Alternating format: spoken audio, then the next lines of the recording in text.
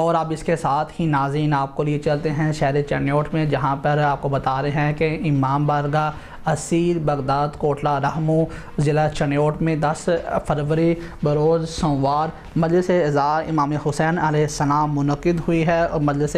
امام حسین علیہ السلام کا آغاز تلاوت کلام پاک سے ہوا ہے، کہ جس میں آئے ملک پاکستان کے نامور ذاکرین عزائم علماء کرام نے ذکر محمد و آل محمد بیان کیا ہے، اور آخر میں بانی مجالس ذاکر ملک حسن رضا گلوتر نے اپنے اساتذہ محترم ذاکر مظلوم کربلا سید گلشن رضا بخاری و ذاکرین عزائم اور علماء کرام عزادار مظلوم کربلا امام حسین علیہ السلام کا تہہ دل سے شکریہ ادا کیا ہے، جو امام حسین علیہ السلام کے ذکر میں شامل ہوئے ہیں، اور آخر میں ان کے والد محترم ملک غلام عباس گلوتر اور ان کے بھائی ملک حیدر علی گلوتر کا یہ کہنا ہے۔ جی ملک صاحب، آپ بتائیں عزاداری کے حوالے سے آپ پاکستانی عوام کو کیا پیغام دینا چاہتے ہیں؟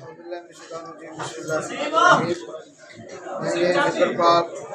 4 سال سے کروا رہا ہوں، اور میں تمام مولا کے عزاداروں کا شکر گزار ہوں، ذاکرین کا شکر گزار ہوں، خصوصاً اپنے بہت ہی پیارے استاد محترم ذاکر سید گلشن رضا بخاری صاحب کا شکر گزار ہوں، جنہوں نے مجھے اپنا بیٹا بنایا، بیٹا سمجھا اور حقیقی بیٹا، اور انہوں نے اتنی دعا دی کہ جو یہ سلسلہ ہے، جو عزاداری، یہ سب ان کی دعا کی وجہ سے۔ مالک ان کی زندگی دراز کرے۔ آج صبح سے مجلس بات شروع ہے اور تمرزی امام زمانہ تک جائے گی، تو میں یہی کہنا چاہتا ہوں کہ مولا حسین علیہ السلام کی عزاداری کا سلسلہ ایسے چلتا رہے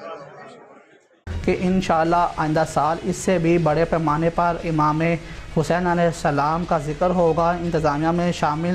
ایکس ناظم ملک الطاف حسین گلوتر و دیگر گلوتر برادری نے آنے والے عزاداروں کو خوب لنگر حسینی سے ان کی سیوا کی ہے، اور سادات عزائم سے دعا کروائی کہ یہ ذکر ہماری نسلوں میں آگے بڑھے، اور ہمیں اللہ پاک ایسے ہی مزید ذکر محمد و آل محمد کروانے کی توفیق عطا فرمائے۔